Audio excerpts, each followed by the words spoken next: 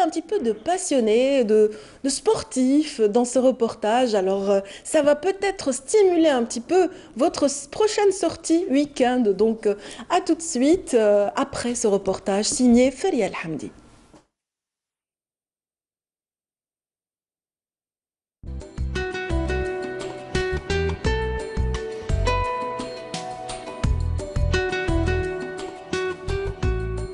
Des arbres séculaires, des plaines, des montagnes, des eaux paresseuses, des pelouses émeraudes qui font rêver, un monde enchanteur et original.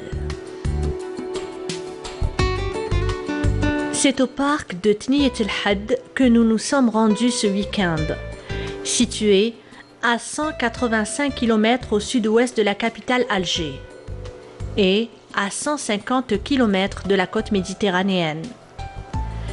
Sa superficie est de 3425 hectares. Il s'étend à travers des crêtes et des pentes et contient des étangs, sources et ruisseaux. La cédrée de ce parc est unique dans l'ouest algérien.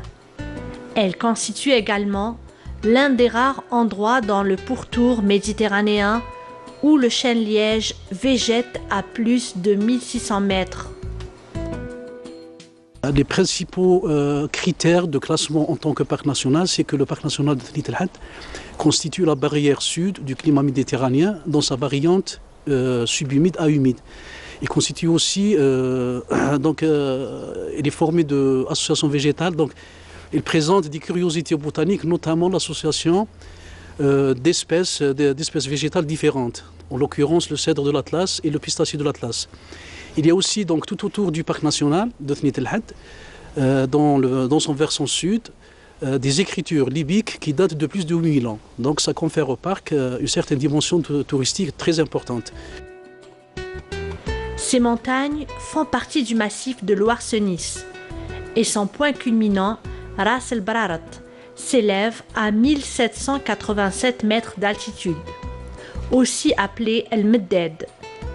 Cette forêt, véritable paradis des cèdres, permet de se ressourcer en air pur. Côté faune, on dispose de 596 espèces, dont 23 mammifères, 103 oiseaux, etc. Chez les oiseaux, on remarque la présence très notable de l'aigle royal, de l'aigle de Bonili et du gypaète barbu. Donc, grosso modo, c'est la richesse biologique du parc national de Tniyat El Had. Il y a des sujets vétérans donc, qui sont très âgés, qui sont multiséculaires, en l'occurrence le fameux couple Messoudi Messouda. Donc, ils sont au versant nord du parc national et ils sont âgés de plus de 3 siècles. Une escale paisible pour les randonneurs.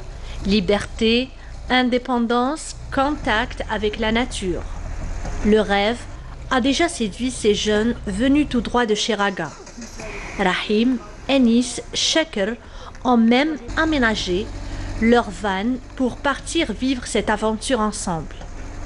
Bon, هذا الفيكول حنا اللي درنا له لاميناجمون تاعو.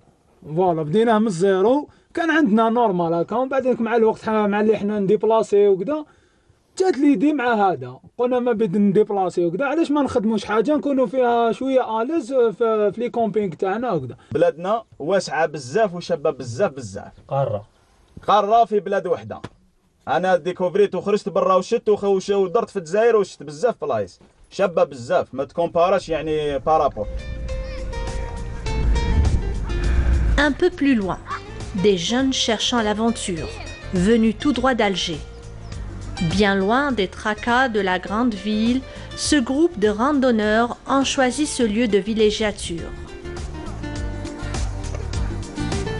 Wind Togo, c'est un groupe c'est des jeunes qui font pratiquement les sports de glisse, c'est-à-dire windsurf, kitesurf, surf, body surf, avec le kitesurf. Voilà, c'est 5-7 disciplines. Et en même temps, on essaie de faire promouvoir, d'ailleurs on a bougé un peu sur le littoral, c'est-à-dire les 1200 côtes, من البورسي حتى الكاب كابرو, c'est-à-dire jusqu'à Taref. Et de là, on a essayé de voir, de contacter, d'embraser les gens de là-bas pour faire découvrir les sports de glisse. Et même pour aller encore plus loin, on est parti même le Sahara, plus exactement à Béchar. Et Béchar, il existe, on va dire, le premier plus grand barrage de l'Algérie qui s'appelle Djerf Torba, et c'est le 3e en Afrique.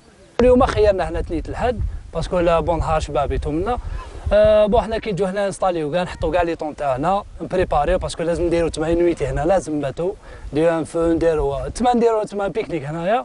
مع الوقت بدينا بور بروموفوار لي سبور دو غليس ومن بعد الجروب تاعنا بدا يكبر بالعقل دو ديفيرون تاج دو ديفيرون كاتيجور كل واحد وشنو من لي زيتيديون الخدام كنا كاع كاتيجوري وحده مع الجروب هكذاك كان ليسبري بارطاج اي تو بالعقل ولينا نديرو دي سورتي اون روندو نروحو روندوني نروحو دي بلاص فين ما كان الخلا ما كان حتى واحد ما بيناتنا قصره نديرو فو كون تاعنا الباربيكيو تاعنا قصارين.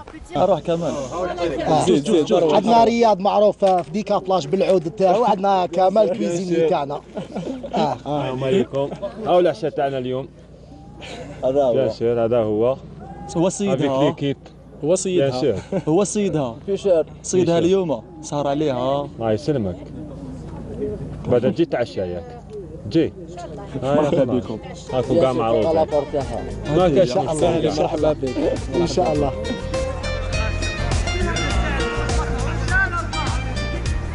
En effet, rien de mieux que le contact de la nature pour se changer les idées et faire plaisir à son corps et son esprit.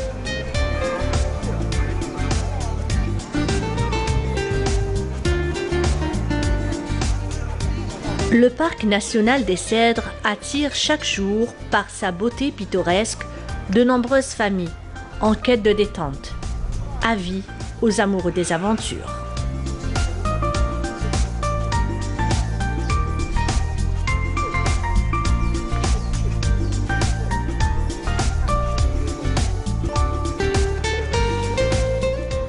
Et je vous l'avais annoncé tout à l'heure en sommaire, nous allons nous intéresser ce matin à l'incidence de l'environnement sur les maladies allergiques. Et bien sûr, ce sera, vous l'aurez deviné, dans la rubrique environnement. Donc, bien avant, on me signale que j'avais omis de citer l'équipe technique qui avait travaillé avec notre globe-trotter, donc Feria El-Hamdi. Elle s'était déplacée donc à Tissemsilt en compagnie donc du caméraman Amin Tekouk ainsi que Mehdit. Donc, pardon. Alors voilà, Nadir Mehdit donc qui était au son pour ce reportage. Et on revient à la rubrique environnement avec Hamid Belgassem. Bonjour Hamid. Bonjour Nadia, bonjour à tous. Bonjour, donc on va un petit peu dresser un petit constat par rapport aux maladies allergiques aujourd'hui avec vous. Oui, avec aussi le docteur Abdelkarim Habib, qui est vice-président de l'Académie algérienne d'allergologie, qui vient de tenir ce week-end son congrès. Un congrès assez particulier, marqué par une spécificité, maladie allergique et environnement. J'imagine que lorsque l'on va au parc national de Tinit El Had, il y a très peu d'allergies, peut-être à une certaine forme de pollen, mais plus globalement, les allergies ou les maladies qui ont pour origine une forme ou une autre d'allergie commencent à la maison, mais aussi à l'extérieur, l'environnement immédiat, mais l'environnement extérieur aussi. Oui. À la maison, ça se matérialise par toi, les allergies à la maison, c'est au quotidien. Surtout en premier l'aération. Il faut aérer toujours à la maison parce que même en hiver, les gens pensent qu'en hiver, il ne faut pas ouvrir les fenêtres parce qu'il fait froid et tout. Mais au contraire, il faut toujours aérer la maison. Et aussi, un autre élément important, un autre facteur important, c'est l'utilisation des produits de nettoyage qui ont des odeurs très fortes. Détergents, produits toxiques. Les détergents, voilà. Et que les gens pensent que plus il y a de l'odeur, plus il y a de la propreté, alors que c'est faux. Parce que la propreté, je dirais qu'elle n'a pas d'odeur, on la ressent quand on rentre dans un lieu, on se sent à l'aise parce que c'est propre, mais ce n'est pas seulement l'odeur. Alors ces odeurs de détergents et produits, désodorisants et autres, c'est toujours néfaste pour les patients qui ont les patients qui ont des maladies allergiques, et en particulier aussi pour l'enfant. Pourquoi on dit pour l'enfant? Parce que vu la petite taille de l'enfant, donc il est plus près du sol, donc il reçoit une concentration plus forte que ce que reçoit l'adulte, qui est à un niveau plus haut, donc plus, il prend pas plus d'eau, plus on monte, plus il y a une dispersion. Vous voulez dire peut-être parce qu'une fois c'est liquide, évaporé, donc il y a une persistance, un résidu de produits chimiques qui sont un peu néfastes. De produits chimiques qui est néfaste, soit pour une personne qui est déjà allergique, donc ça entretient son allergie et ça risque de l'aggraver, ou une personne qui n'est pas encore allergique, et là ça peut provoquer des allergies chez oui, parce qu'habituellement, on parle d'aération par rapport au développement des acariens, qui sont un petit peu un facteur allergène quand même connu, et puis les poussières aussi, l'accumulation de poussière.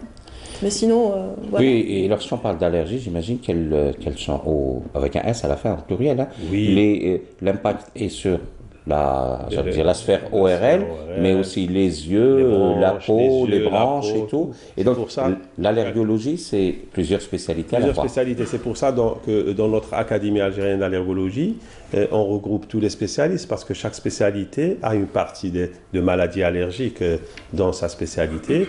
Et on regroupe aussi tous les médecins, c'est-à-dire tous les médecins spécialistes, médecins généralistes. Et en plus, on regroupe les médecins hospitaliers universitaires ou de santé publique et les médecins libéraux.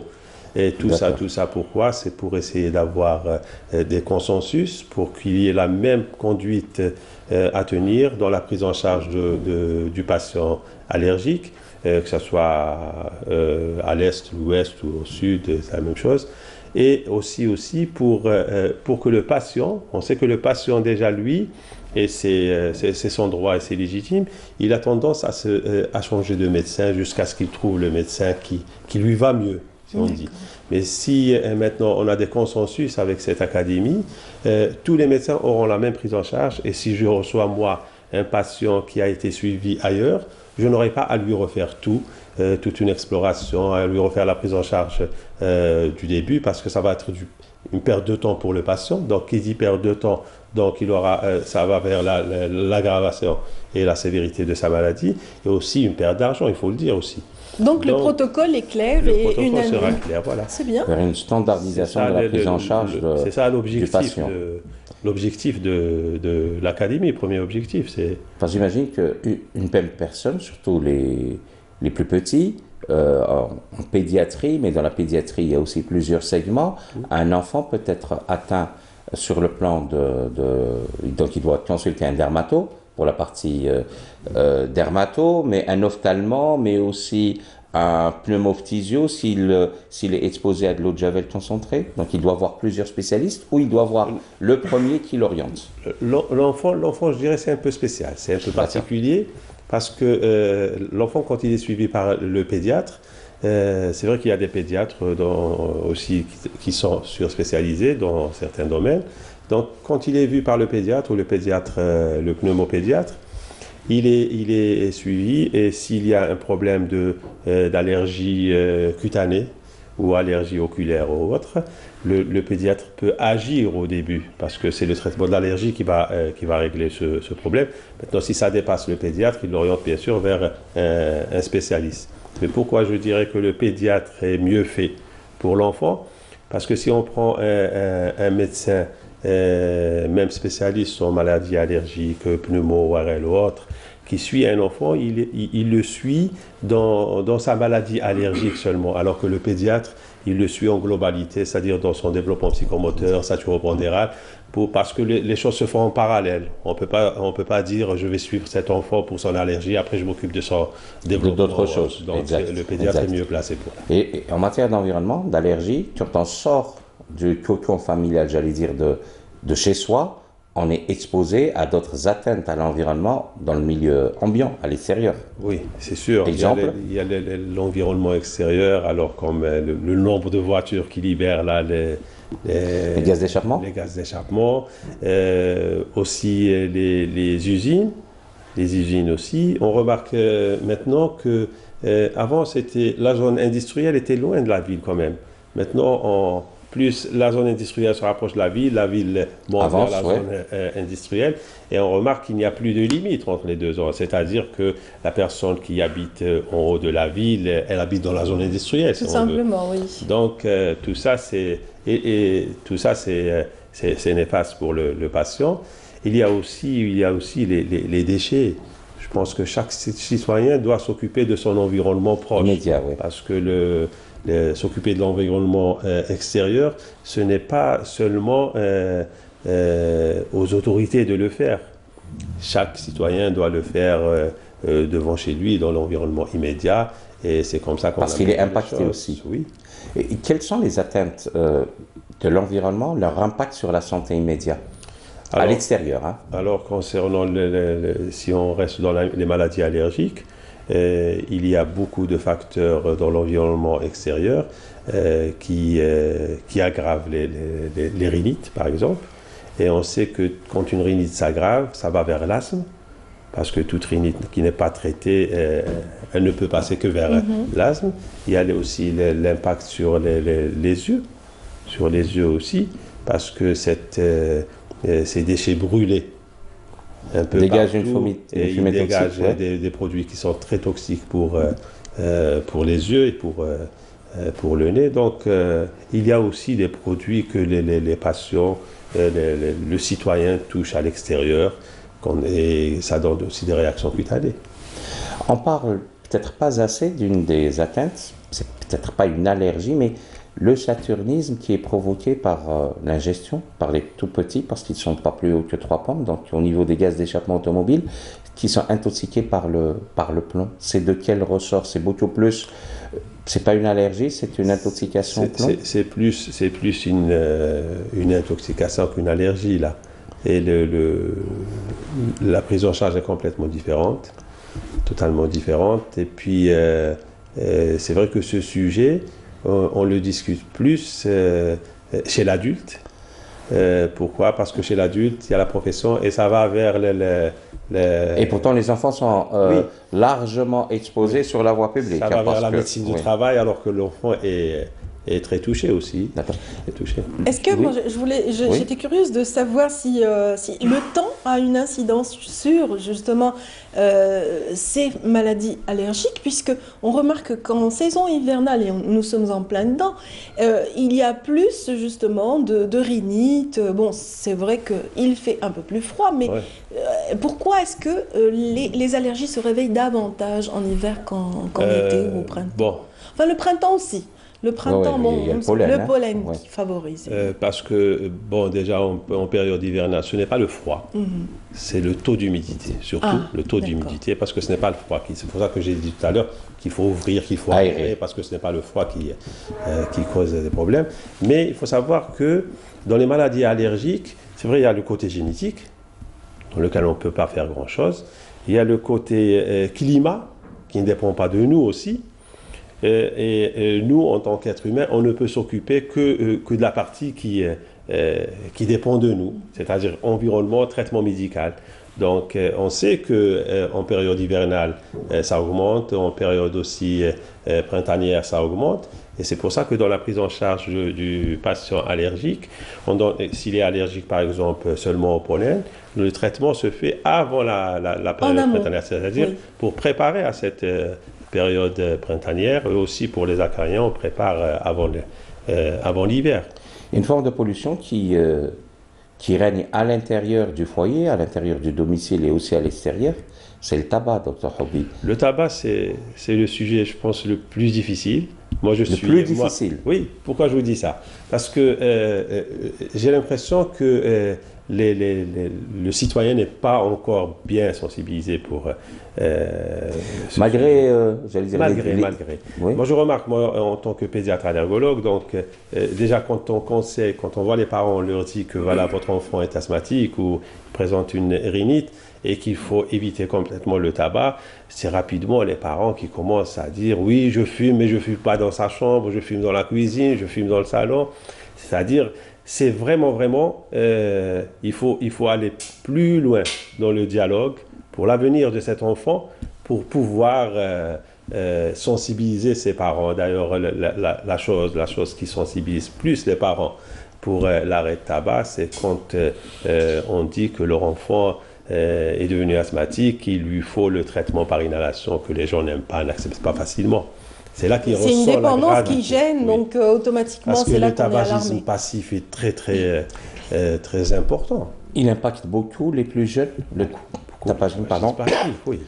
Le tabagisme passif, il y a eu des études qui ont montré que l'enfant, il reçoit la même quantité de fumée que le papa qui fume à côté de lui. C'est la même chose. C'est terrible quand même. Sans parler des dépôts, parce que le tabac, une fois refroidi, c'est-à-dire cette fumée va se déposer. Et moi j'ai entendu dire que quand même les dépôts justement de tabac froid étaient encore plus nocifs. Plus nocifs, oui. Et surtout, il ne faut pas oublier que l'enfant a un appareil respiratoire qui est en plein développement. Donc, s'il se développe dans un état avec une anatomie qui commence à être modifiée par toutes ces agressions, il sera asthmatique à vie. Il va le traîner. Oui.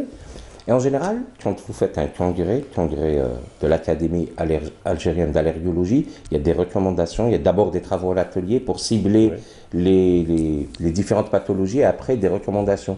Voilà. Qu'est-ce qu'il en est sorti du dernier, celui qui a eu ce week-end? Bon, le congrès, notre troisième congrès, déjà on a signalé encore une énième fois que les maladies allergiques sont en augmentation partout dans le monde, pas seulement en Algérie, et qu'on voit que par exemple pour l'asthme, il occupe 4% par exemple de la population, la rhinite à 9%, et en plus la rhinite elle est sous-estimée. Pourquoi? Parce que le patient, quand il fait une crise d'asthme, il va chez le médecin, mais parfois il y a beaucoup de gens qui ont des rhinites qu'ils traitent. Ils font de l'automédication. Ils traitent avec l'automédication, chose qui n'est pas bonne bien sûr. Et on a signalé aussi que d'après les statistiques mondiales, d'ici 2050, il y aura un citoyen sur deux partout dans le monde qui aura une maladie allergique. Un citoyen sur deux en 2050, c'est ça les estimations. Et de là, on a fait un congrès où il y avait des plénières, bien sûr, il y avait des ateliers aussi. Et l'important, c'est de sensibiliser déjà les médecins, les confrères, pour l'allergie et l'environnement. Et de là, ces médecins-là, c'est eux qui vont sensibiliser aussi les citoyens qu'ils reçoivent dans leur cabinet ou à l'hôpital. Et il y a eu des recommandations, bien sûr, sur l'amélioration de l'environnement du citoyen, que ce soit l'environnement interne ou l'environnement extérieur, en espérant qu'il y aura des réponses pour ça. Et justement, en dehors de la société savante, qui est l'Académie algérienne d'allergologie, quelles sont les passerelles, les ponts qu'il y a lieu à tisser envers ceux qui fabriquent les détergents pour leur dire, voilà, il y a des standards, il y a des normes, il y a des protocoles de fabrication et il y a surtout de l'information à placer sur les récipients. Est-ce que c'est, selon vous, du ressort de votre académie ou c'est un autre organisme, lequel? Je pense que là, notre académie va s'arrêter à la sensibilisation, sensibiliser les gens, parce que celui qui a une usine, c'est aussi un citoyen, à le sensibiliser et sensibiliser aussi les autorités pour qu'ils agissent avec ces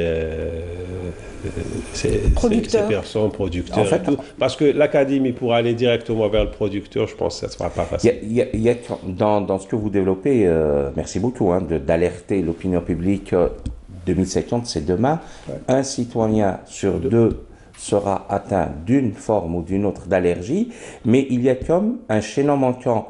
Votre société savante fait son travail, elle alerte, les pouvoirs publics sont là, mais le chaînon manquant, c'est l'organe ou l'organisme qui fait la liaison entre vos travaux et l'application de ce qu'il faut pour atténuer cet impact de l'environnement sur le citoyen.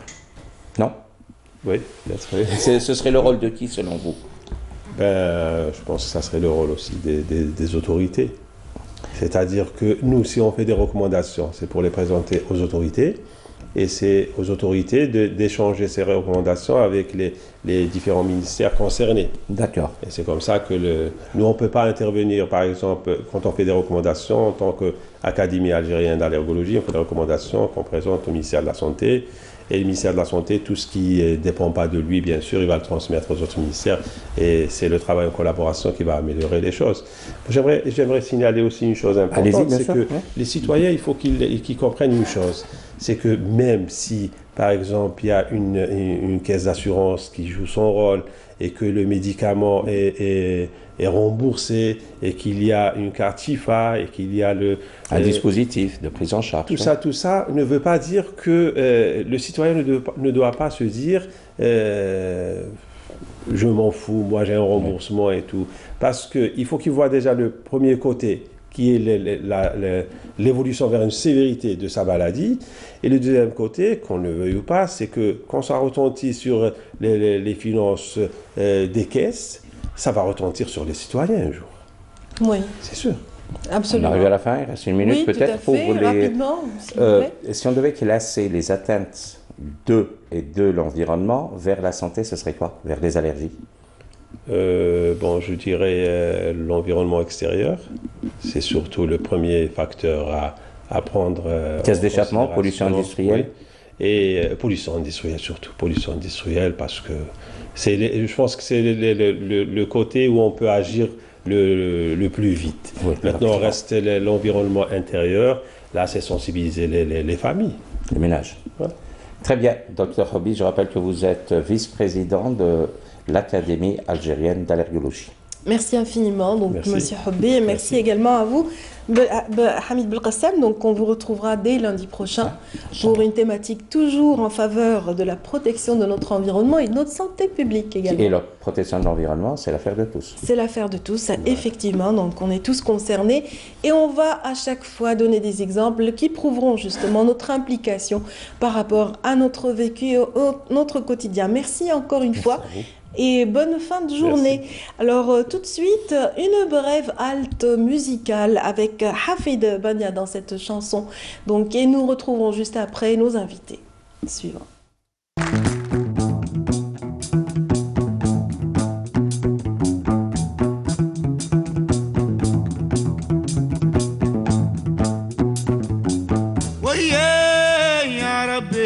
ويا يا ربي دللي زرق بالله يجي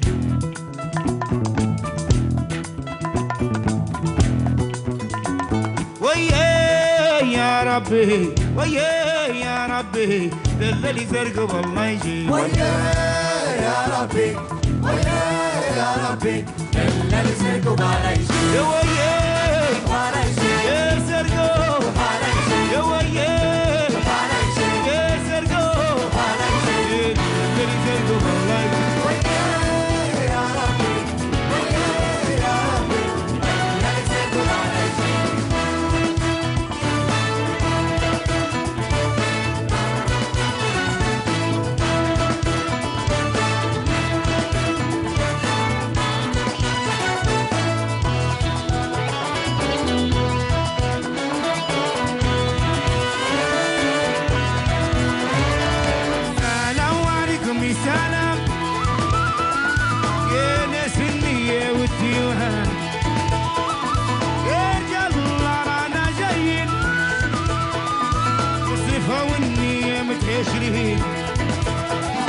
يا ناس البونه للديوان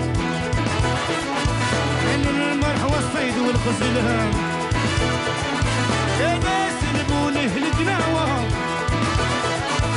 المرح والصيد والغزلان يا ربي يا ربي لا يسرقوا علي يا ويلي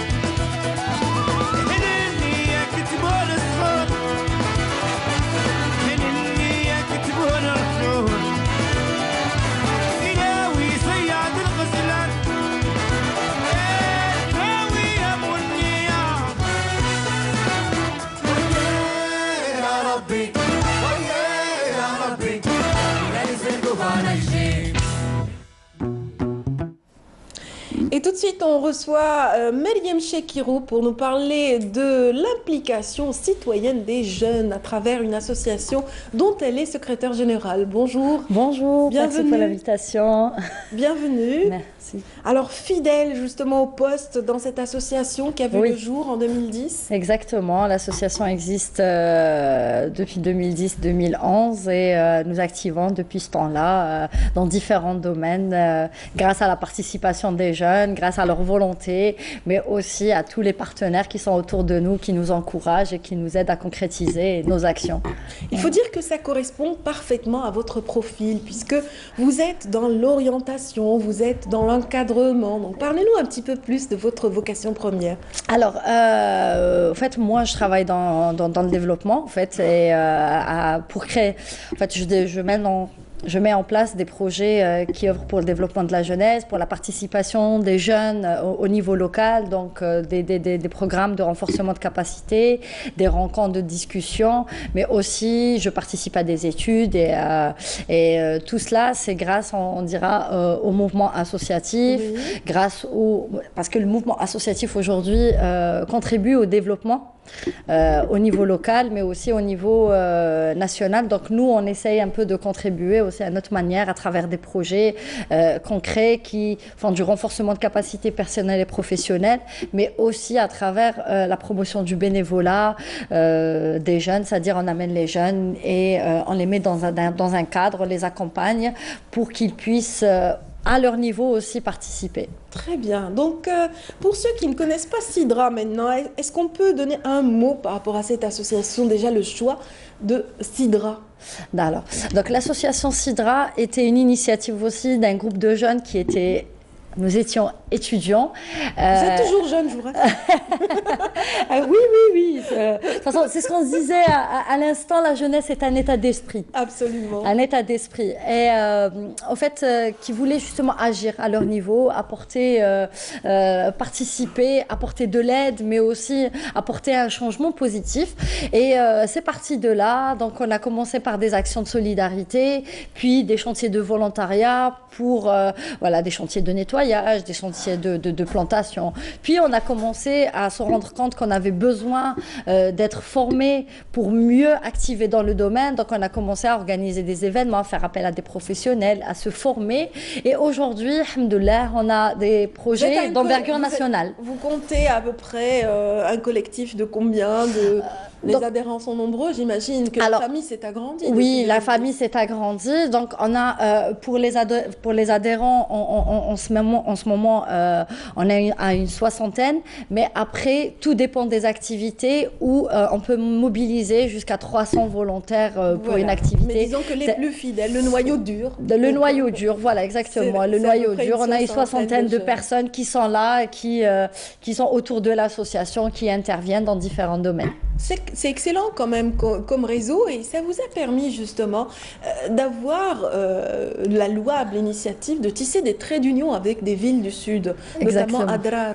Exactement. Bon, parlez-nous un petit peu du passif avant qu'on en vienne à l'actualité, bien sûr. Oui, alors le passif justement, c'est qu'il y a quelques années, au fait ça a commencé par une participation fait Adrar, un membre de l'association où il a été très bien reçu, mais il s'est rendu compte aussi du besoin au niveau local. Et il s'est dit un jour je reviendrai et j'essaierai de dire le khair.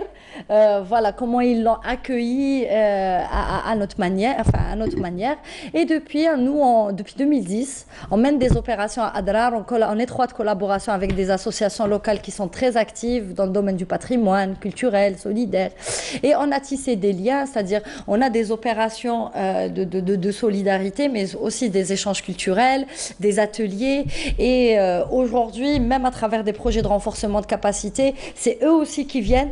Donc c'est pas juste nous qui allons à Adrar, mais c'est aussi des jeunes. Vous formez des jeunes de ces associations. Quand on fait des activités de formation, ils viennent participer avec nous. Et en fait, ça permet à des associations qui sont au niveau d'Alger ou d'autres villes de connaître des associations qui sont d'autres wilayas et de créer aussi un réseau, pouvoir par la suite innover, créer de nouveaux projets, trouver des centres d'intérêt. Parce que pour tous, la volonté est la même. C'est vraiment agir et parfois c'est bien de s'inspirer, de voir ce que font les autres associations. Est-ce que vous avez en mémoire un moment fort lors de ces déplacements que vous effectuez annuellement, donc vers la région de Adrar, selon les communes, c'est-à-dire vous vous déplacez de commune en commune et vous essayez justement d'être actif dans cette région.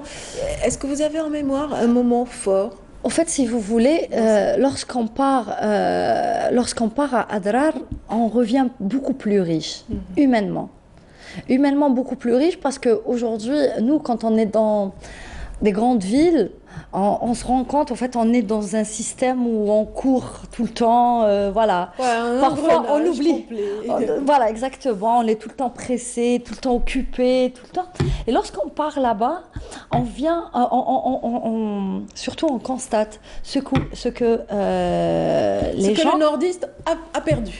En fait, c'est ce qu'on peut faire avec peu de choses. Et que la richesse, elle est surtout humaine. On apprend beaucoup de valeurs. On part parfois avec, comme la dame qui est dans la salle d'attente dit, on part avec du matériel, mais on revient avec aussi des valeurs. Et ça, on en a besoin. À chaque fois, quand on part, on revient avec richesse humaine. Parce qu'au niveau local, on rencontre des gens qui ont des valeurs qu'aujourd'hui, parfois, on a tendance à oublier, qu'on n'a pas perdu, mais qu'on oublie dans notre quotidien. Et ça me marque. À chaque fois, c'est le lien qui nous laisse toujours revenir. C'est les enfants, c'est le sourire des enfants qui ont vraiment peu, mais qui sont là, qui agissent, qui essayent de réaliser des choses.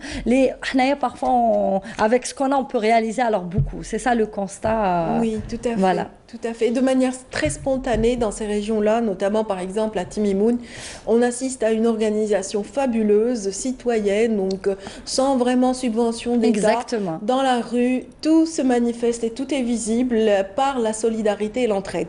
Et justement, en parlant de solidarité, vous organisez prochainement une très belle caravane qui va aller jusqu'à Adrar une fois de plus. Voilà, exactement. Donc la dernière caravane a eu lieu en 2016, fin d'année 2016. Donc cette année, on revient où on organise une caravane qui aura lieu sur 3 communes. Donc il y a Adrar, il y a Tamantait et Talmin.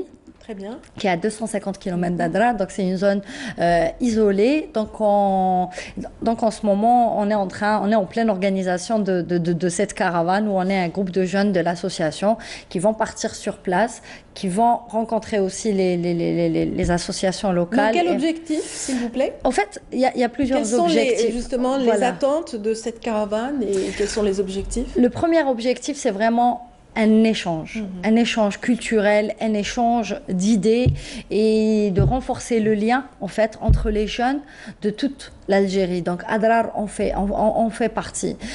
Deuxième objectif, c'est aussi de venir en aide aux familles qui sont démunies, qui vivent dans des zones isolées. C'est un devoir aussi de solidarité que nous avons tous, que nous devons tous avoir.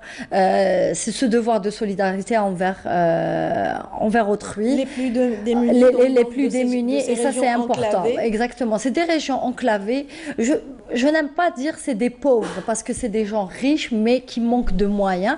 Et aujourd'hui, nous, c'est un petit coup de pouce. On va dire, quand on peut avoir des choses et qu'on peut les partager, pourquoi pas. Et aussi mettre en place des ateliers d'animation diversifiants pour les enfants, c'est-à-dire des ateliers d'éducation ludique pour les enfants, où comme ça va être les vacances scolaires. Moi, j'avais assisté à une opération similaire organisée par un quatuor d'étudiants qui avait réussi à collecter une somme de l'ordre de 5 millions de dinars et qui avait justement réussi à installer des petites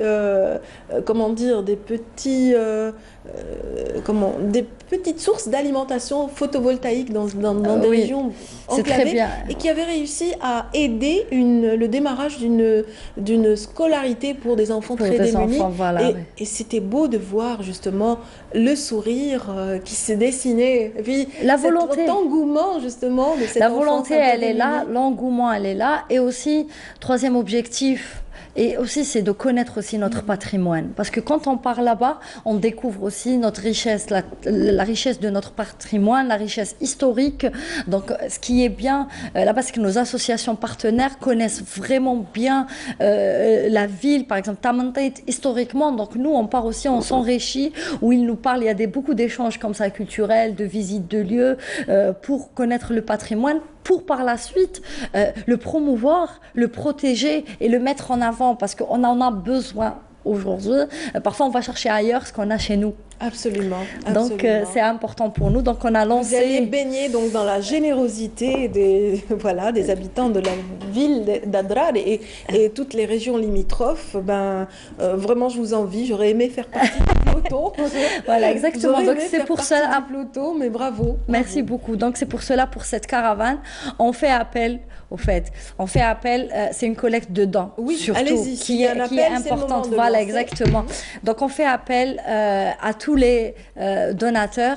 S'il vous plaît, si vous avez des jouets, des affaires scolaires, des vêtements en bon état, très important, en bon état, que vous n'utilisez plus, que vous souhaitez les donner, donc nous vous serons très reconnaissants de nous les remettre. Nous allons, nous, à notre niveau, les distribuer au niveau d'Adrar. Donc on prend les... Comment vous contactez pour cela ?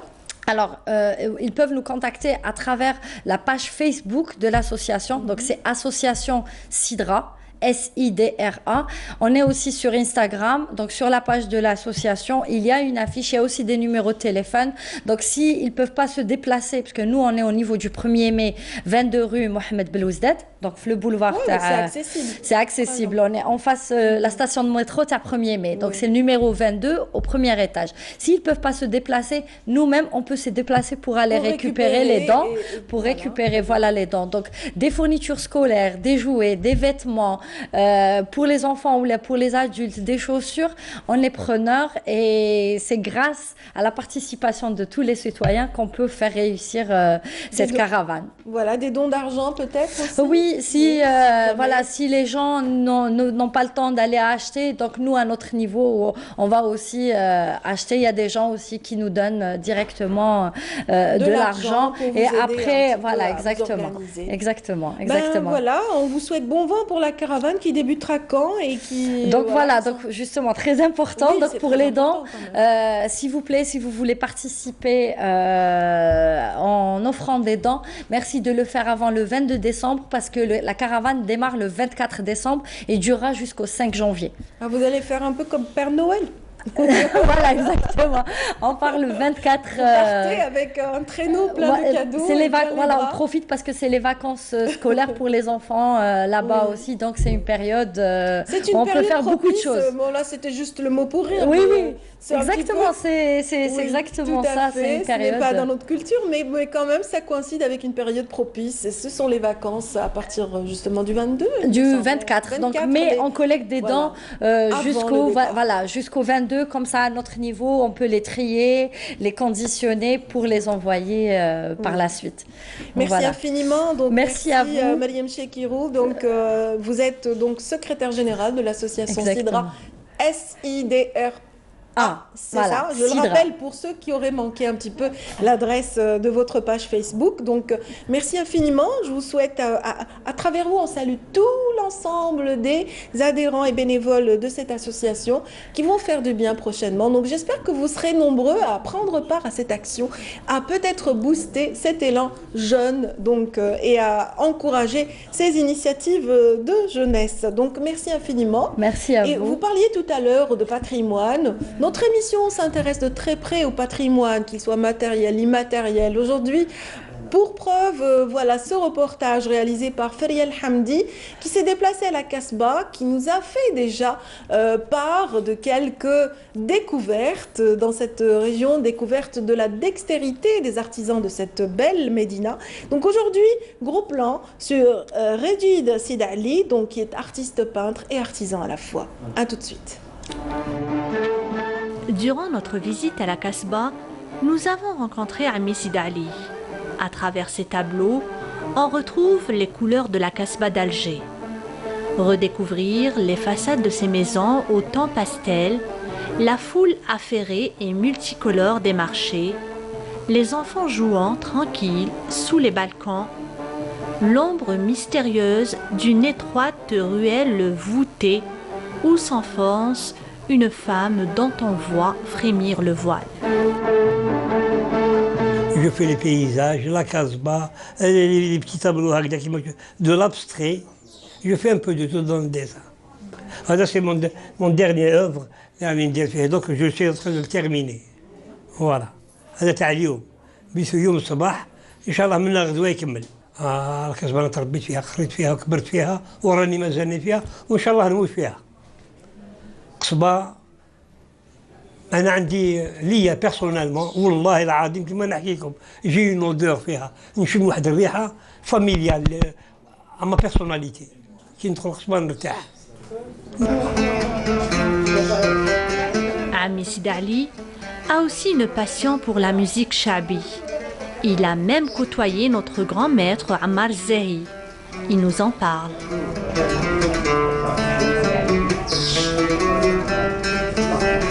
C'est un très bon ami à moi, en toute sincérité. J'ai travaillé pendant 10 ans. J'étais parmi les premiers qui ont fait la sonorisation pendant l'indépendance. J'étais parmi les premiers. Et j'ai travaillé pendant 10 ans مع عمر الظلات والليالي. نخدموا 3-4 في السمانة.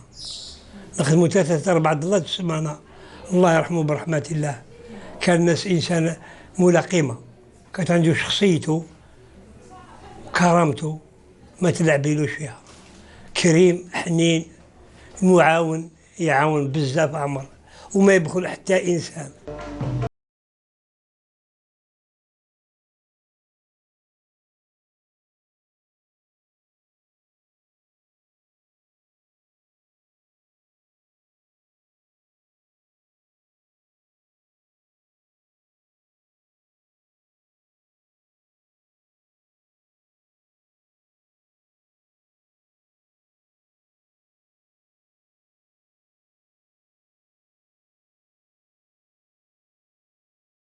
De 75 ans, Ammi Sidali Reguig, amoureux de cette kasbah qu'il a vu naître, s'exprime à travers ses tableaux.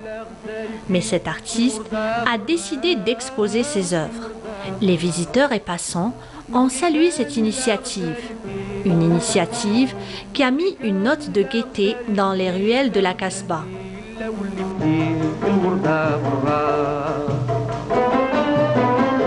C'est très beau, c'est l'histoire.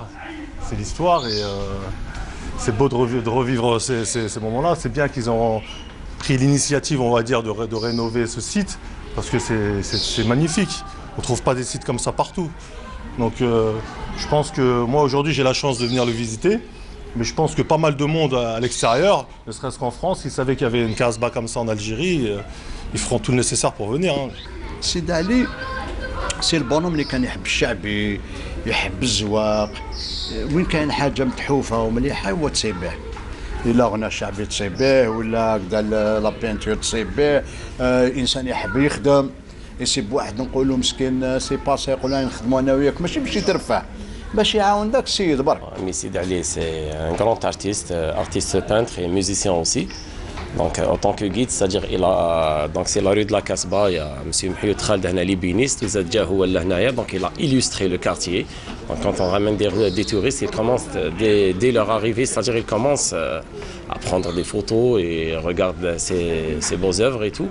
Donc, c'est-à-dire il a donné un plus au quartier, où il ne faut que les murs et tout. Donc, il faut des tableaux. نشوفوا des tableaux qui parlent, c'est-à-dire la vie de la Kasbah et de l'Algérie entière. Nous avons quitté Ammi Sidali, mais son seul souhait était de voir un jour cette Médina ou El Mahrousa renaître de ses cendres, un précieux legs de notre histoire. Et oui, le talent, il est aussi féminin et c'est ce que veut révéler le Festival national de création féminine qui touche à sa fin, hélas, mais vous avez encore une journée pour en profiter si vous êtes du côté d'Alger. Ça se passe au Palais de la Culture. C'est un regard jeune que nous offre cette nouvelle édition, 8e du genre donc, du festival, qui nous permet justement de découvrir de jeunes talents. Et nous en avons 3 aujourd'hui sur le plateau. Tout d'abord, Amer Salia, Bienvenue. Merci à vous. Bonjour. Vous êtes photographe. Oui, photographe. Très bien. On donnera plus de détails dans un petit moment, le temps de présenter Nuiwa Henia. Bienvenue. Bonjour. Ça va, Nuiwa? Ça va, merci. Première télé, peut-être? Oui. Ah, ben, c'est bien, bon baptême alors. Merci. Vous êtes artiste peintre? Oui. C'est bien. Et puis, à côté de vous se trouve Nadira Babali. Nadira Babali, donc je rectifie, vous êtes mosaïste. Oui. Et vous allez sur les pas des ancêtres, donc de cette Numidie ancienne ou du temps de l'époque romaine, donc de l'Antiquité. C'est bien cela. C'est ça. Eh ben, vous faites de très belles choses en tout cas. Merci. Vous exposez toutes les trois, vous avez été sélectionnées. Donc quel a été donc votre sentiment au moment où vous avez su que vous aviez été retenue? En fait, je m'y attendais vraiment pas du tout. Donc j'étais vraiment contente qu'on m'ait choisi moi. Donc voilà. J'imagine qu'elles étaient nombreuses. Est-ce que quelqu'un connaît le nombre, le chiffre des participantes qui n'ont pas, hélas, toutes été retenues? Madame Maxous, la dernière fois, la commissaire du festival, a dit, je crois que c'était une centaine. Ils ont reçu une centaine de candidatures et voilà, on a été retenus. Très bien. C'est-à-dire que la thématique sélectionnée pour cette année, c'est « Jeunes regards sur les arts ». Donc, nous avons 3 formes d'art et 3 formes artistiques différentes. On va peut-être commencer par la mosaïque. Allez, parce que c'est quand même un métier qui est rare. Hein. On n'a pas beaucoup de mosaïstes. D'ailleurs, même lors de cette manifestation, vous étiez 2. Tout à fait. Oui. Donc, parlez-nous un petit peu de cette vocation. Quand est-ce que vous vous êtes mise à la mosaïque et qu'est-ce qui vous a stimulé? Moi, en fait, je suis vraiment attirée par tout ce qui est travaux manuels. Depuis toute petite, je touche un peu à tout et j'aime bien voir essayer d'autres techniques. Et voilà, j'ai vu qu'on pouvait, en fait, je ne savais même pas qu'on pouvait faire de la mosaïque. Et quand j'ai vu qu'on pouvait le faire en Algérie, il y a des petites sessions, des petites formations de base, je me suis lancée. Ça m'a plu et... Oui, voilà, on a quelques petits objets qui sont là, présents avec vous. Oui. Donc, notamment, ça c'est quoi? C'est une boîte à mouchoirs. Ah, très bien. Voilà. On peut peut-être inverser pour pouvoir voir le travail de la mosaïque sur la face. Non, dans l'autre sens. Je ne sais pas si c'est quelle caméra qui peut... Ah, voilà, c'est celle-ci. Ah. Votre caméra est en face de vous, donc c'est très joli. Donc, un motif floral qui va sertir l'orifice principal et dans des tons pastels. C'est ça. Excellent. Donc. Et vous maniez d'autres supports parce que là, je vois que vous avez diversifié les supports. Ça, c'est sur bois. Ça, c'est sur verre. Oui. Ça, c'est sur bois aussi. On peut aussi sur miroir. Bon, un joli cadre pour nos photos. Un cadre photo. Ah, bah, génial. C'est très bien. Là aussi, la fleur est présente. Vous êtes très près de la nature, j'ai l'impression. Oui, voilà. Ouais, je préfère, oui. Ce sont les motifs qui reviennent le plus souvent. Exactement. Oui. Et puis voilà, c'est très épuré, mais en tout cas, il y a des fleurs stylisées qui sont belles et qui se complètent dans cet ouvrage. Je ne vois pas l'autre en revanche, mais c'est pas grave. Ce qui compte, c'est que les téléspectateurs le voient. Voilà. Toujours la fleur au cœur de vos créations. C'est parce que vous êtes une personne optimiste. Vous aimez la nature, vous êtes... Oui, voilà, j'aime beaucoup la nature. C'est vrai. Très bien. Alors, ça vous fait combien d'années de pratique par rapport à la mosaïque? Ça fait 1 an et demi. 1 an et demi, c'est encore frais. Oui. Voilà, et c'est quand même très bien. C'est-à-dire que vous avez réussi à avoir un cachet propre. Merci. Quand on voit l'ensemble de l'exposition, en tout cas, on voit qu'il y a une âme qui gravite autour de ces œuvres et c'est très bien. Merci, allez, mesdames, alors on va essayer de changer de plateau. On va aller vers la photographe ici présente. Donc, Amer Celia, vos photographies ont séduit. Et elles ont été très appréciées par le public du festival. Qu'est-ce que vous dit le public, justement, qui est de passage? En fait, il y a beaucoup qui me félicitent et qui me remercient pour mon travail et tout ça, mais il y a quand même d'autres qui ont critiqué un peu. Mais c'est toujours un plus, ça nous permet d'avancer, exactement, de rectifier nos erreurs et tout. Oui. Vous êtes, vous aimez la photographie depuis... Alors là, on voit un petit chat, c'est le vôtre? Ah oui, en fait. C'est votre chat qu'on voit à l'écran, là? Il est tout mignon. Bon, en tout cas, le cadrage est pas mal, la netteté de la photo donc, nous permet de voir le sujet de façon très appréciable. Et donc, comment vous avez été formé à la photographie, dites-nous?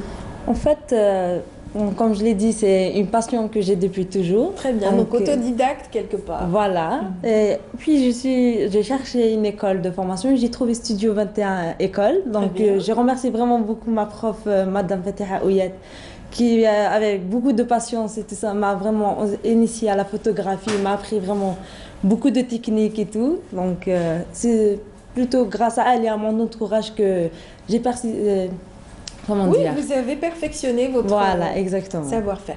On le voit à travers, par exemple, là, vous parliez de technique et d'effets. Bon, là, vous avez travaillé sur le clair-obscur dans celle-ci. Exactement. Où on voit justement un personnage en profil. Oui. Elle est pas mal. Et donc, dans celle-ci, où l'on voit un personnage... Là, vous avez fait de la mise en scène. Vous avez joué. Avec exactement. La personne qui pose pour vous joue pour vous. Là. Exactement. Un rôle. Et donc là, il vous arrive aussi de faire des portraits. Oui, je fais aussi beaucoup de portraits, surtout me focalisant sur le regard et les traits du visage.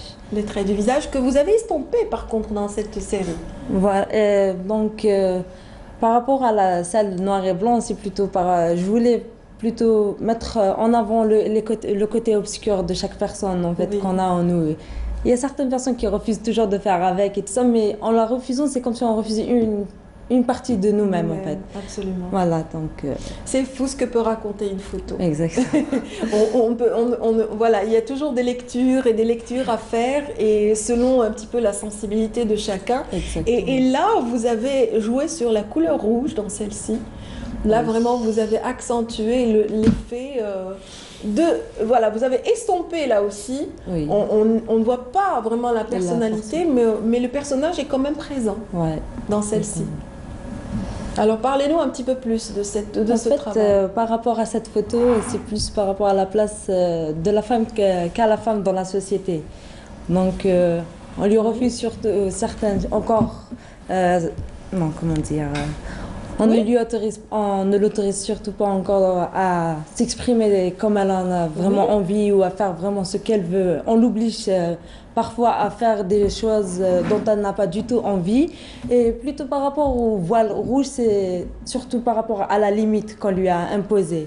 Donc on lui enlève sa personnalité en lui imposant des choix dont elle n'a pas du tout envie de... D'accord. C'est ce que vous avez essayé d'exprimer à travers cette femme voilée. Donc on sent que c'est quand même un personnage féminin et un voile rouge qui je sais pas, le rouge est souvent associé à la colère. Ouais, au danger surtout, au sang. Danger, oui. Voilà, exactement. Donc c'est surtout par rapport à la ligne. C'est une sémiologie de l'image donc qui se décline dans vos travaux. En tout cas, voilà, ça nous a permis, merci d'avoir amené un petit échantillon de l'exposition. Ça donnera envie aux téléspectateurs qui ne vous connaissent pas, qui vont découvrir ce jeune talent qui s'est lancé dans le professionnalisme depuis peu de temps. C'est-à-dire vous êtes photographe professionnel depuis très peu de temps. Oui, très peu de temps. Fin mai, on va dire. Fin mai, donc ça va, c'est tout frais. Exactement. Moi, je vous souhaite bon vent pour la suite. C'est sûr que vous avez un talent avéré qui va se développer au fil des années. Vraiment. Je pense qu'elle s'ennuie un petit peu, Nadira. Bonjour. Bonjour. Ah oui, pardon, je voulais dire Hania. Ouais. Hania, bienvenue également. Donc Hania Nuiwa, donc vous êtes artiste peintre. Et que représente cette participation au 8e Festival national de la création féminine pour vous? C'est une belle opportunité de... Oui. Ah c'est le baptême. Le baptême, ça passe toujours par des moments d'hésitation, de peur et de stress. Allez, on chasse le trac. Allez, on se débarrasse du trac. Donc vous avez aimé cette participation, vous avez aimé le contact avec le public. Est-ce que c'est votre première? C'est ma première exposition. C'est votre première exposition collective? Oui. Très bien. Et donc, qu'est-ce qui vous a stimulé? Vous avez eu écho donc de cette organisation comment? Comment est-ce que vous avez eu écho de cette organisation? J'ai lu l'annonce sur Facebook, sur la page. J'ai lu l'annonce sur Facebook. Oui, très bien. Et j'ai envoyé ma candidature et j'ai été acceptée. Excellent. Vous manipulez aussi les outils informatiques dans votre travail. Vous passez par justement l'ordinateur, la palette, j'imagine, pour vos créations. C'est bien cela? Oui, je suis graphiste dans une boîte de com. Et voilà. Oui. Elle n'est pas très loquace, mais bon, si vous êtes là, Hania, c'est pour qu'on vous connaisse un petit peu. Donc c'est vrai que le festival vous a donné une visibilité, vous êtes présente donc lors de cette première exposition. Et qu'est-ce que vous avez présenté au public justement? J'ai présenté mes peintures. J'ai un style un peu africain, aborigène. Oui. Des symboles, comment dire, symboles... Oui, en fait, ce sont ces tribales, voilà. En fait. Cette, comment dire, cette... c'est un côté naturel aussi dans ce qu'on trouve dans ces tribus donc, africaines qui peut-être vous a séduit. En fait, je fais ça inconsciemment, en fait. Oui. Je commence et j'ai pas forcément un croquis avant de peindre. Et c'est ce qui vient, c'est ce qui a marqué votre mémoire à un moment, on ne sait pas. En fait, il y a une part d'inconscient, de toute façon, dans tous les travaux qu'on fait, il y a quelque chose, une partie de nous-mêmes, ou quelque chose qui nous a marqué, qui nous amène à le faire. C'est ça, tout est dans le subconscient en fait. Très bien. Et avec le public, vous arrivez à discuter quand même? Oui, franchement, oui. Allez, dites-moi, vous qui êtes ses voisines dans l'exposition. Oui, ça va, elle s'en sort bien. Vous la voyez quand même? Oui, ça va, elle s'en sort bien quand même avec les visiteurs. En fait, ce sont les caméras seulement qui l'inhibent. C'est ça. Mais vous êtes sur place et on peut encore visiter cette belle exposition. Donc, si vous êtes dans cette sélection, c'est que vous le méritez en tout cas. Votre regard a intéressé cette commission et j'espère que vous aurez la chance, qui sait, toutes les trois, de décrocher un prix ce soir. On connaîtra le palmarès ce soir parce que c'est aussi un concours. Donc, ça ouvre justement, ça permet aussi aux participantes d'être sélectionnées aussi et de décrocher un prix. Donc, vous espérez peut-être décrocher un prix aujourd'hui? Peut-être, on ne sait pas, mais le plus important pour moi, c'est d'avoir participé à ce festival. Oui. Donc le prix, je l'espère pas trop. C'est la cerise sur le gâteau. Voilà, exactement. Eh ben, espérons qu'il y aura une cerise pour toutes les trois. En tout cas, bonne continuation pour cette dernière journée. Donc baisser de rideau et clôture ce soir. Voilà, exactement. Et j'espère que vous serez agréablement surprise autant que vos amis. J'imagine aussi que l'échange a été intense. Comment vous avez vécu avec les autres participantes cette occasion? C'était une expérience humaine aussi. Hein. On a rencontré des personnes qui touchent à d'autres arts et on discute, on devient des amis après. Et voilà, c'est aussi humain comme expérience, ce n'est pas uniquement artistique. Très bien, en tout cas j'espère que ça boostera la carrière de chacune d'entre vous. Je rappelle que Amar Celia ici présente est photographe, que vous êtes justement Nadera Babali, mosaïste, une des rares mosaïstes femmes justement sur le terrain, et puis Hania Nouiwa et cette artiste peintre, graine d'artiste peintre, je dirais, graine d'artiste peintre qui n'attend justement que d'être boostée pour fleurir. Bienvenue encore une fois et passez une bonne clôture ce soir du Festival national de la création féminine. Merci à tous d'avoir été avec nous ce matin. J'espère que vous avez apprécié les découvertes de cette matinée et puis passez une excellente journée. On vous retrouvera dès demain pour le meilleur de l'actualité en matinée dans Bonjour d'Algérie, votre magazine, à partir de 8h. Passez une excellente journée.